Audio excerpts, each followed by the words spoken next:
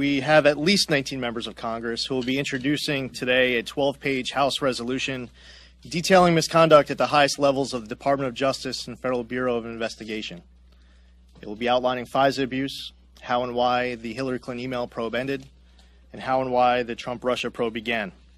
This resolution also calls for the appointment of a second special counsel to investigate the gross misconduct, with the understanding that the Justice Department cannot be expected to investigate itself.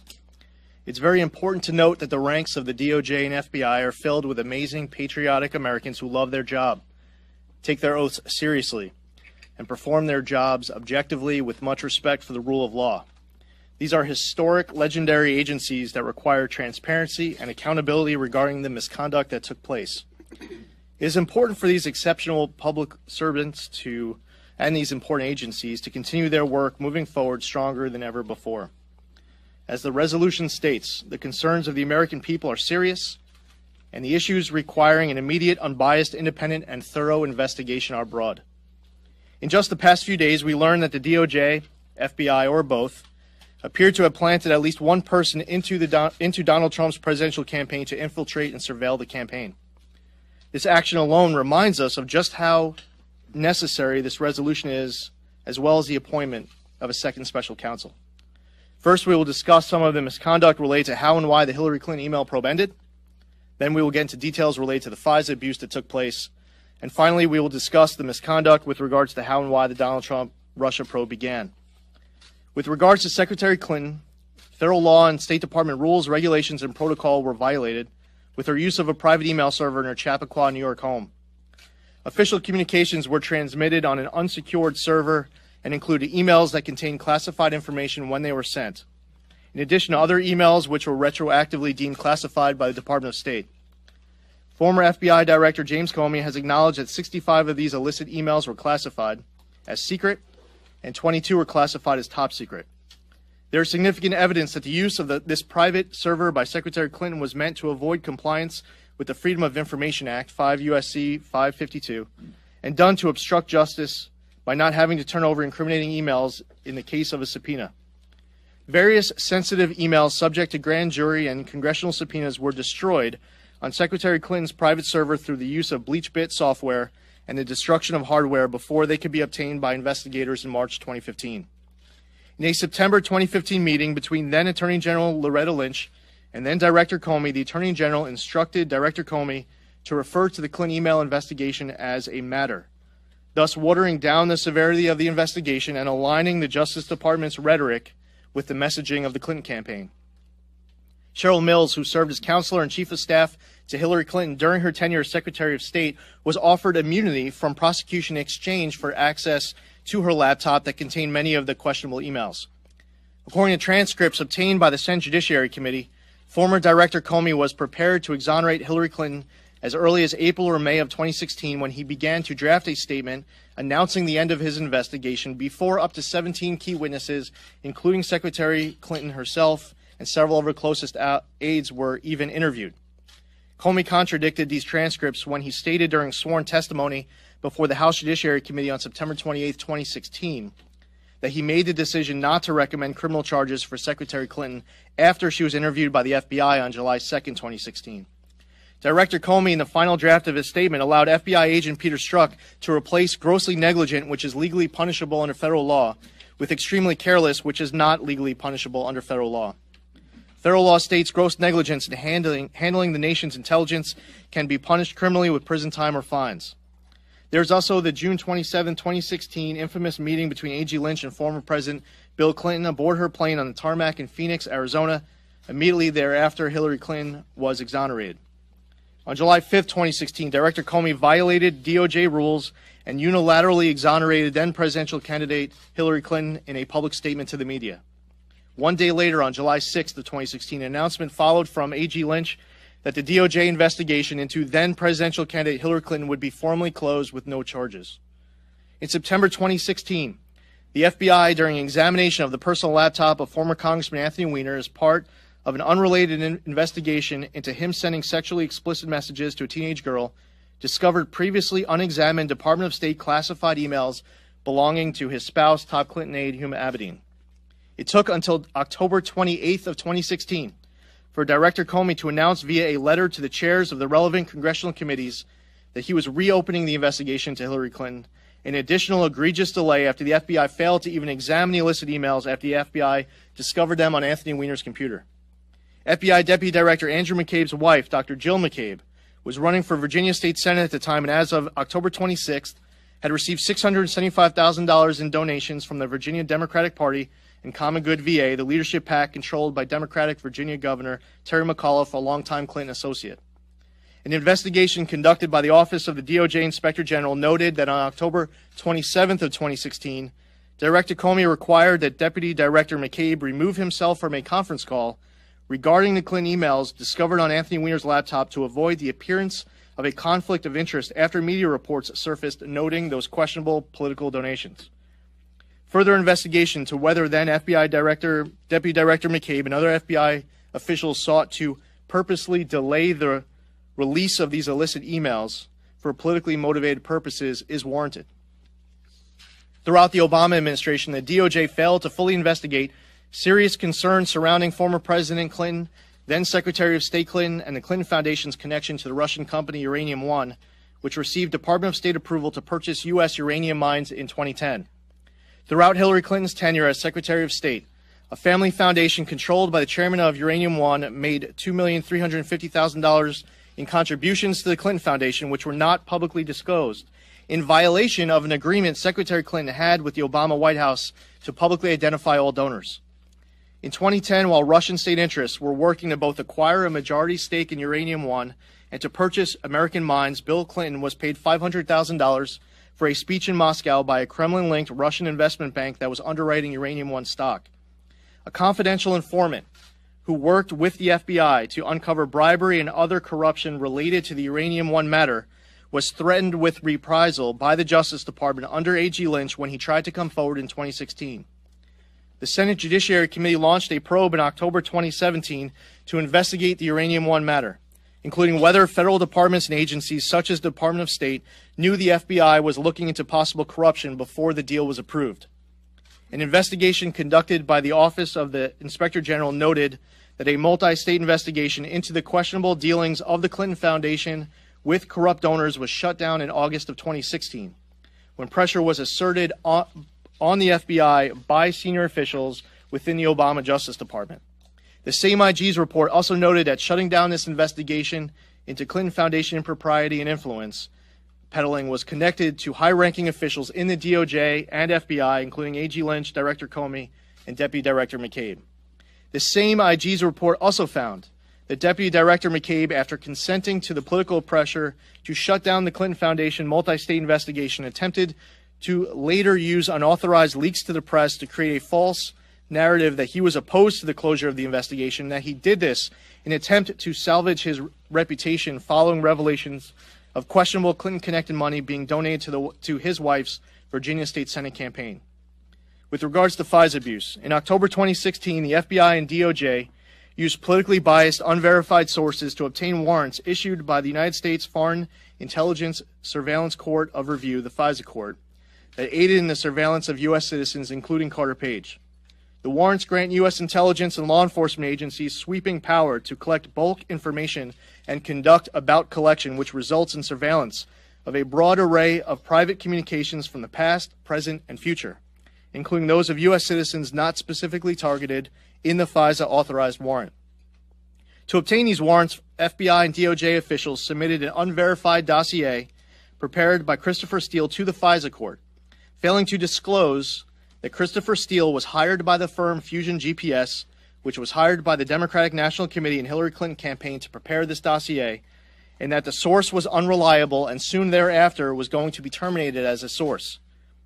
The FISA court was not informed that Christopher Steele was actively opposed to the election of Donald Trump, that he was the unnamed source cited in the media reports that the FBI used to corroborate his dossier, and that Fusion GPS had been hired to perform previous anti-Trump research efforts in 2015. The Woods procedures, which are the FBI's mandatory vetting process required for all FISA warrant applications instituted to ensure that all the facts contained in an application are accurate and verified to clearly support probable cause for a warrant, were not followed.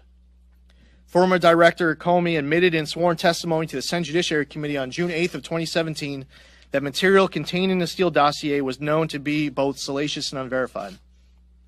Since FISA warrant applications are rarely turned down, are almost never subject to appeal, are presented in closed court with no public record, where the government is not challenged by any defense, it is imperative that the government take extra care to validate the information being utilized to build their case before they take the extraordinary step of waiving rights of a U.S. citizen without his or her knowledge or the opportunity to present a defense.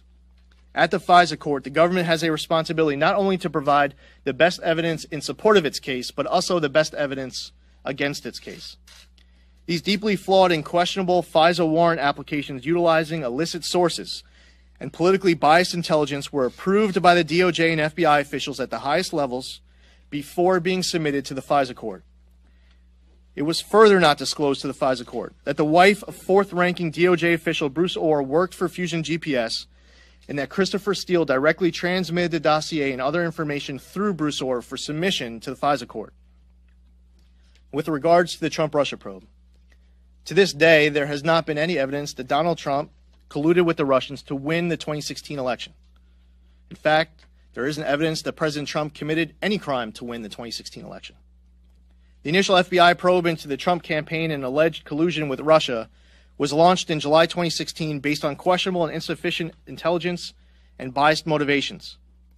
As we've learned in recent days, the DOJ, FBI, or both appear to have planted at least one person into Donald Trump's presidential campaign to infiltrate and surveil the campaign. Text messages exchanged between FBI agent Strzok and FBI counsel Lisa Page during the period of August 16, 2015 to May 17, 2017 contain serious evidence of political bias and the improper handling of investigations within the agency. The texts contain egregious evidence of bias, including Lisa Page stating, quote, Trump should go F himself, and Peter Strzok stating, quote, F Trump. Those text messages were not stored within the FBI archive system.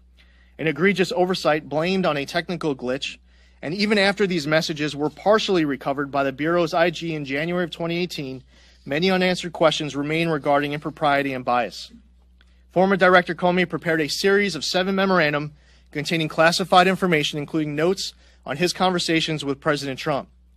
Comey admitted in sworn testimony to the Senate Committee on Intelligence on June 8, 2017, that he had leaked this content to a personal friend and encouraged that friend to share the material with the press in order to trigger a special counsel investigation.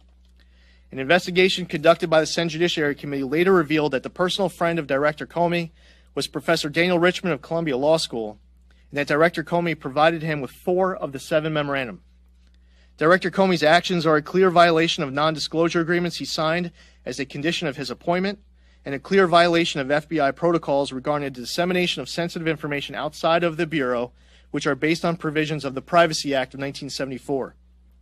In March 2018, former FBI Director McCabe was fired by Attorney General Jeff Sessions, who noted that Deputy Director McCabe lacked candor, including under oath on multiple occasions, and had partaken in unauthorized disclosure to the news media, among other violations noted in a report issued by the Office of the IG after a wide-reaching investigation into Deputy Director McCabe's conduct. A myriad of DOJ and FBI personnel have been fired or demoted or have resigned, including FBI Director Comey, Deputy Director McCabe, Chief of Staff to the Director James Rybicki, FBI General Counsel James Baker, FBI Agent Strzok, FBI Counsel Page, FBI Special Agent Josh Campbell, DOJ Senior Official Ohr, FBI Assistant Director Michael Cortan, and Assistant Attorney General Peter Kadzik. The DOJ has failed to timely comply with several related document requests by Congress, providing members of Congress with heavily redacted versions of some but not all of the documents demanded, and offering members limited in-person viewing of these documents is an inadequate response to repeated requests after months of delay by the DOJ. As I prepare to introduce my colleague, my fellow Americans, Melania and I are truly honored to wish every American a happy Independence Day.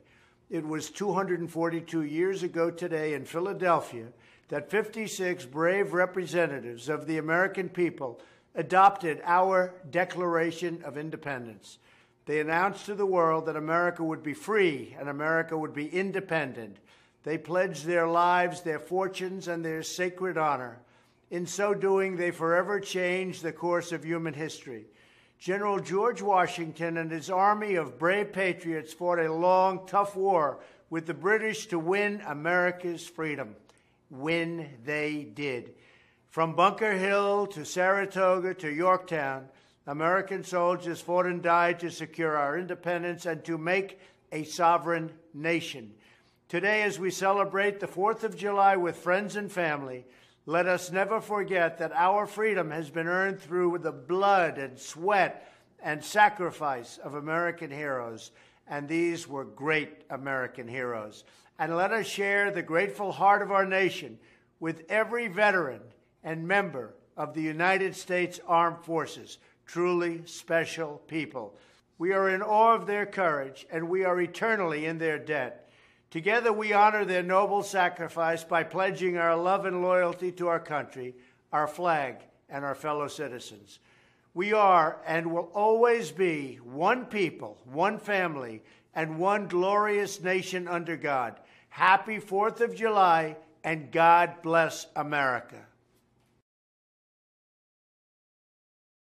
But I want to specifically address the family members that are here. There is no theory of the prosecution, Mr. Schiff, because there is no prosecution. There's a very big difference between a prosecution where you already have reached a conclusion and you're just trying to prove it to people.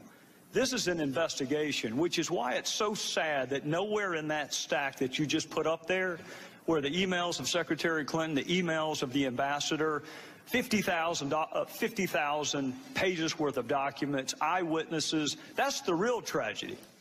To the family and the friends, when you're told that there have been 7 previous investigations in an ARB, you should immediately ask, why did you miss so many witnesses? Why did you miss so many documents? This is not a prosecution, Mr. Schiff. You and I are both familiar with them. I've reached no conclusions, and I would advise you to not reach any conclusions either until we reach the end. There are 20 more witnesses. So I'll agree not to reach any conclusions if you'll do the same. With that, Madam Secretary, regardless of where he ranked in the order of advisors, it is undisputed that a significant number of your emails were to or from a Sidney Blumenthal. Now, he did not work for the State Department. He didn't work for the U.S. government at all. He wanted to work for the State Department, but the White House said no to him. Do you recall who specifically at the White House rejected Sidney Blumenthal?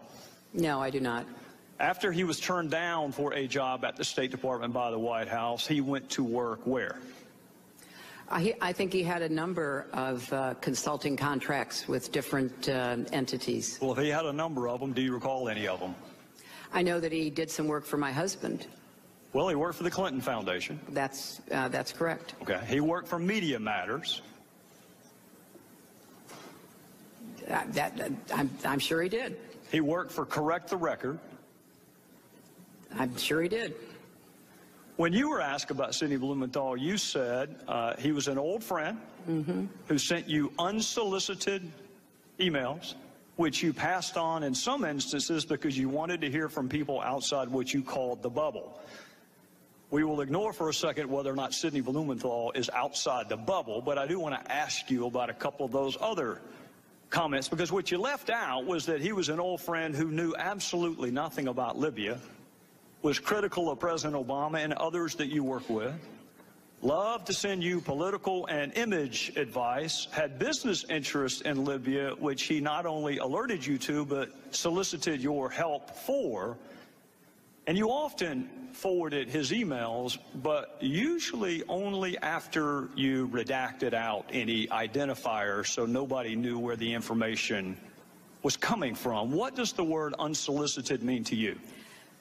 It means that I did not ask him to send me the information that he sent me, and as I have previously stated, some of it I found interesting, some of it I did not, some of it I forwarded, some of it I did not. I did not know anything about any business interests. I thought that, just as I said previously, newspaper articles, journalists, of which he is one, a former journalist, had some interesting insights. And so we took them on board and evaluated them, and some were helpful and others were not. We're going to get to all the points you just made, but I want to start with your public comment that these emails were unsolicited. You wrote to him, "Another keeper, thanks and please keep them coming. Greetings from Kabul and thanks for keeping this stuff coming. Any other info about it? Question mark. What are you hearing now? Question mark. Got it. We'll follow up tomorrow. Anything else to convey? Question mark." Now, that one is interesting because that was the very email where Mr. Blumenthal was asking you to intervene on behalf of a business deal that he was pursuing in Libya. What did you mean by what are you hearing now? I have no idea, Congressman. They started out unsolicited, and as I said, some were of interest. I passed them on, and some were not. And so he continued to provide